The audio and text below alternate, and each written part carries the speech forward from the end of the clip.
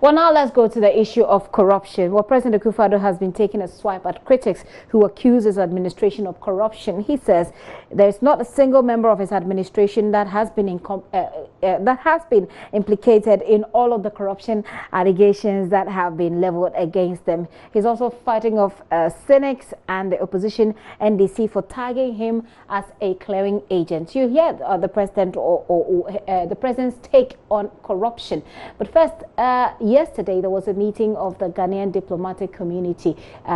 They met discussing corruption. Here is a report by Komla Adom, and when we play that report, we'll tell you what the president thinks about corruption.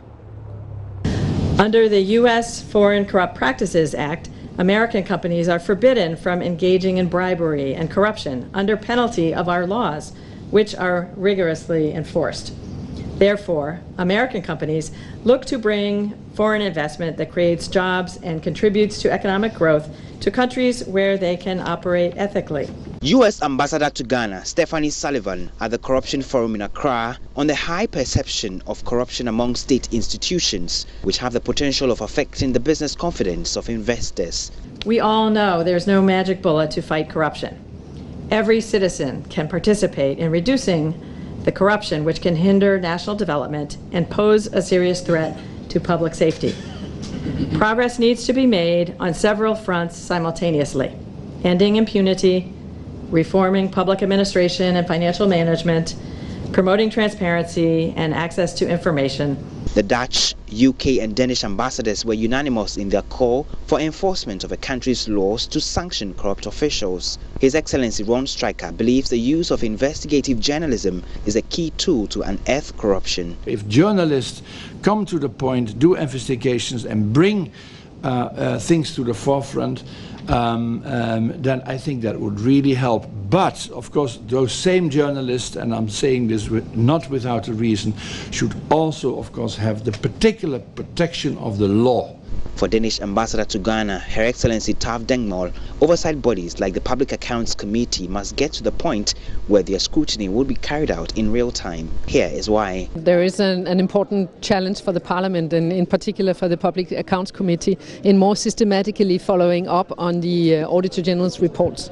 These reports contain a wealth of information of things which have gone wrong. When you're dealing with them with a delay of 3-4 years, it's much more limited what you can do to follow up on them than if it was a real-time discussion of the most recent report. Minor Chairman of the Public Accounts Committee, James Klucha-Veji, admits the time lag is a challenge his committee has had to deal with.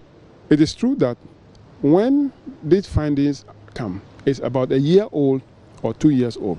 That is better than some 10 years ago where we have 8-9 years arrears of report. So we are catching up with that. But the problem is that the civil servant knows very well that when I commit something and I know it's something that is against the law, it will take a year for the Auditor General to detect it, if it should even detect it at all. Then it will take another year for the Public Accounts Committee to work on it. So what happened is that they find a way to cover up. The International Relations Director of the NDC, Alex Segbefia, noted institutional corruption has drawn Ghana's development several steps back. It is very easy in the blame game for us to blame one another. So anytime there's anything in the political arena, NDC says it's MPP and MPP says it's NDC. Then you go beyond that and now you bring corruption into the public domain and they say, oh, it's the political parties. It's always the political parties. I want everybody to know that we are all in it. It's not just the political parties. We have our part to play, but the institutional corruption is actually the bane of all issues. As a political party, I want to pledge the NDC's commitment to looking at corruption, dealing with it. Director of Communications of the governing New Patriotic Party, Yao Samoa, demanded leadership from the Special Prosecutor Martin Amidu in the fight against corruption. His comments come a day after policy think tank Imani Africa released a scorecard on corruption and public accountability in terms of promises made by the government and those fulfilled so far. Actually, in politics and anti-corruption, if you are moving from human beings to institutions, there will be pushback. So if there is pushback, I would rather see the office use its authority, use its inherent strength, its capacity, inbuilt legal capacity to fight that pushback and deliver. The office of the special prosecutor, given the legal powers and authority and the tenure this parliament has given it on the initiative of the executive, can be that difference. We want to see some clear leadership from that office, the capacity to do as it wishes, the capacity to move in the direction it wants. Okomla Addo filed that report yesterday when the members of the diplomatic community here in Ghana met discussing corruption. Here is Pres.Akufo Addo's response to corruption. Some things, I think, escape us in our discussions. They are, unfortunately, and I don't take any particular joy in it, but there are things that you cannot escape. We have 25 persons involved in the last administration who are on trial for various acts of malfeasance, financial impropriety, corruption, etc., as we speak. Not who are about to, but who are on trial as we speak. And the amounts of monies involved collectively in those trials, $130 million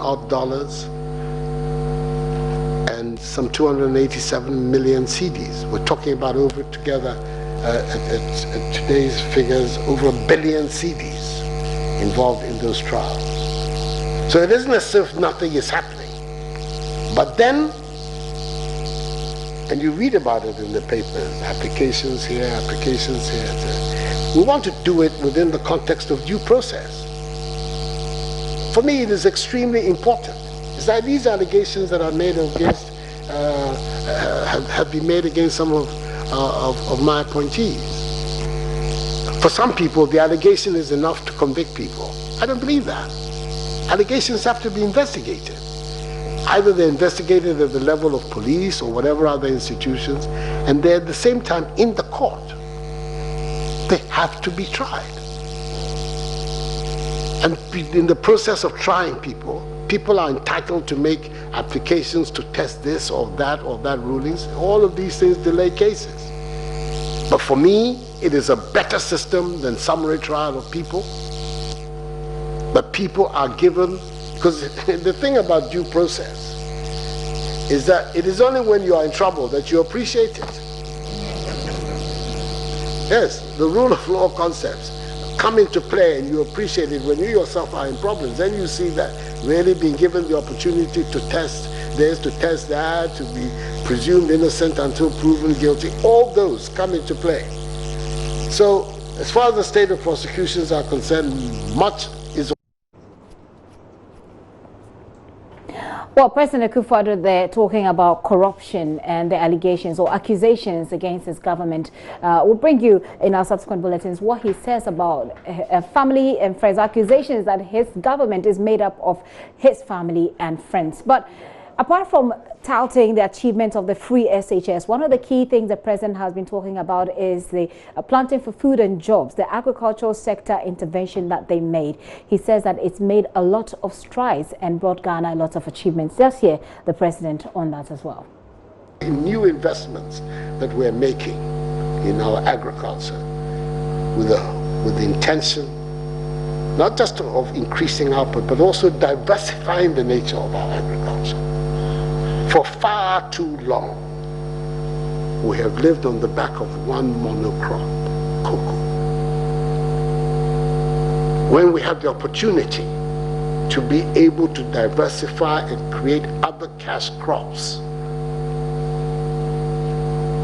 that can earn us as much money as cocoa. I'm referring to cashew, I'm referring to mango, I'm referring to palm oil, I'm referring to rubber, I'm referring to shea, to all of these, with the targets of support that cocoa historically has had, can also earn us a lot of money. I believe that each one of them, the 7 crops, cash crops that we've identified for development on what is about to emerge, the Tree Crop Development Authority, can earn us as much as cocoa individually, each one of them. The 2 billion earnings that we get from cocoa, we can get it from a more structured approach to the cultivation of our cashew and of our mango and our shea, our rubber, oil palm. So that's a development that is of significance for us, and we have gone ahead, so far ahead as also to create, with the help of Parliament by the end of hopefully this session of Parliament, a new authority that will police the development of these cash crops in the same way as Cocoa Board historically has policed the development of cocoa. The debate about lack of ambulances is one of the big issues here in Ghana. It's a conversation we've rehashed over and over again.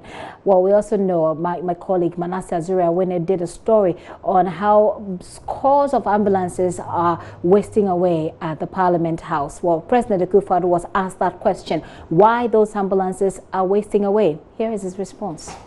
The Minister for Special Development Initiatives, who's been responsible for bringing them, told me about a month, 6 weeks ago, that some of the ambulances were in, should she distribute it? And I said no, she shouldn't. She should wait till they all come in. So one day we can distribute them all at the same time to all 275 constituencies.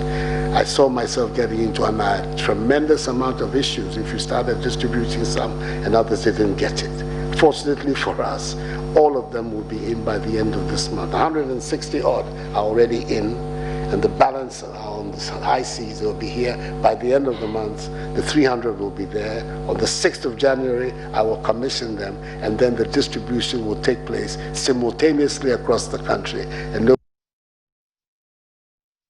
Pres.Akufo Addo there. Hopefully by now you have a great idea of everything that went on at the Meet the Press engagement that he had at the Jubilee House. We'll take a very quick break. We'll bring you more, by the way, in our subsequent bulletins, but we'll take a very quick break. When we return, we'll tell you about three major things. We'll talk about scars of the revolution yesterday and a call for apology by one of the key architects of that revolution. Also, we'll talk about land acquisition, and then we'll talk about road safety. I'm interested to hear your thoughts and your comment about the president's engagement, plus the others that we need to talk about. Send your messages to our WhatsApp number right there on your screen. I'll be right back. Do stay with us.